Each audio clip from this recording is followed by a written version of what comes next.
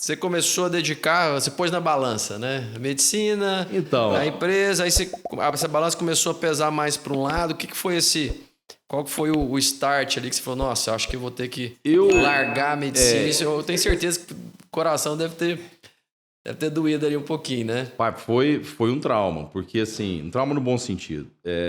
Primeiro, aceitar, eu já era casado.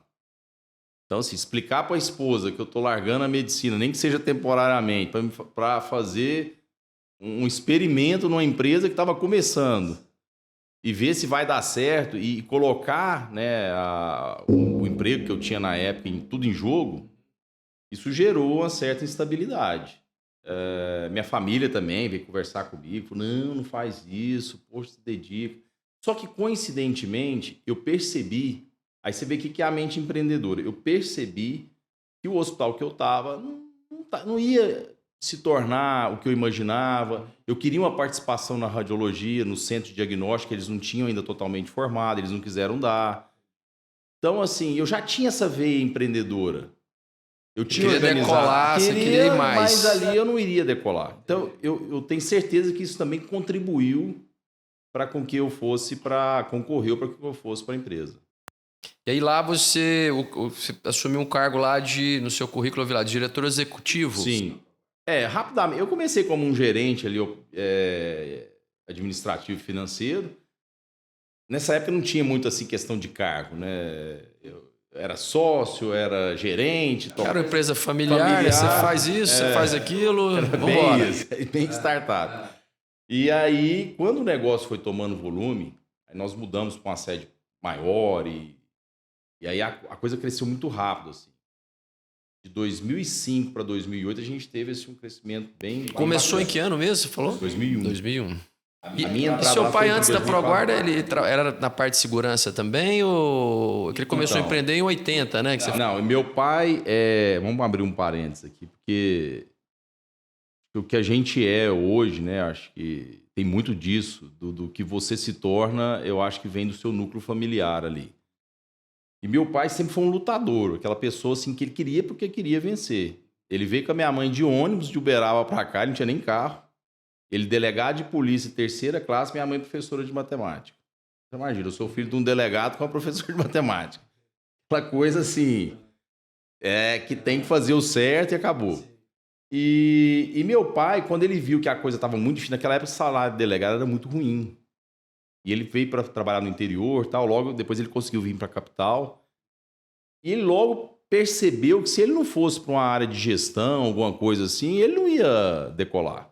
E naquela época ainda era governo dos militares, tal. Ele foi convidado, ele tinha muito relacionamento já para a época, apesar de ser um veio de Minas, não era daqui, mas ele conseguiu fazer relacionamento. E ele foi convidado para trabalhar no governo do Irapuã e do Ari Valadão. Lá no começo, final da década de 70 para 80. E aí ele começou essa vida executiva e empreendedora dele. Logo dali ele já acabou o governo, ele saiu da diretoria do BEG, ele foi empreender sozinho, criou uma transportadora para transportar grãos, que deu errado. Uhum.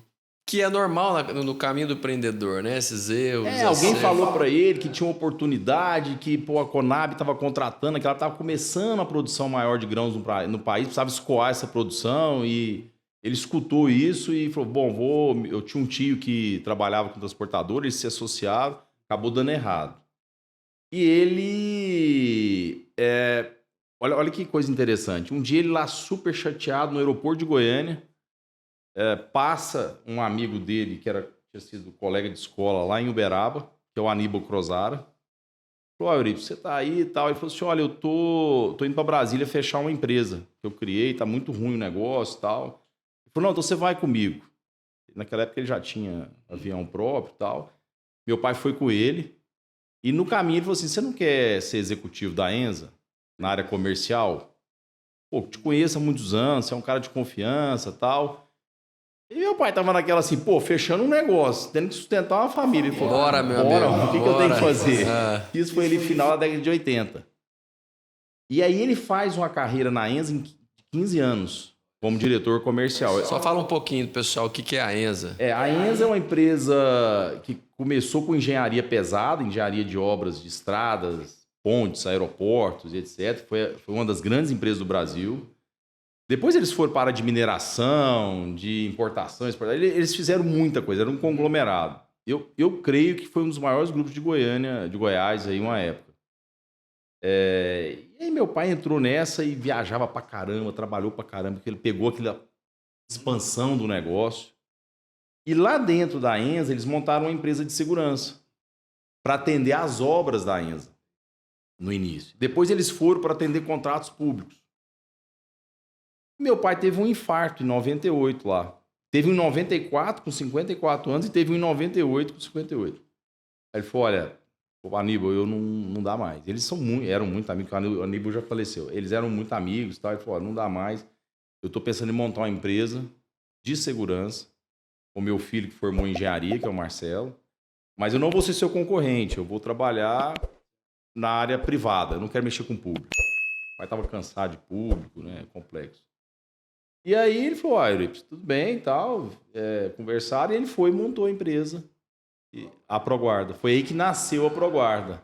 Ela vem dessa saída dele da Enza para montar essa empresa, e coincidiu com o Marcelo, tinha acabado de formar, e ele chegou a estagiar na Enza lá, o Marcelo, porque ele é engenheiro, mas aí ele já foi para a empresa. Quer dizer, vocês têm já o DNA aí, né? O DNA já tá... E tem essas escolas, né? Assim, a própria Enza foi uma escola para nossa família. E paralelo a isso, meu pai sempre criou esse gado de raça Nelore. Então, assim, a gente tinha que administrar o gado, a fazenda, tinha vários leilões no Brasil. Então tinha esse business aí, esse negócio também paralelo.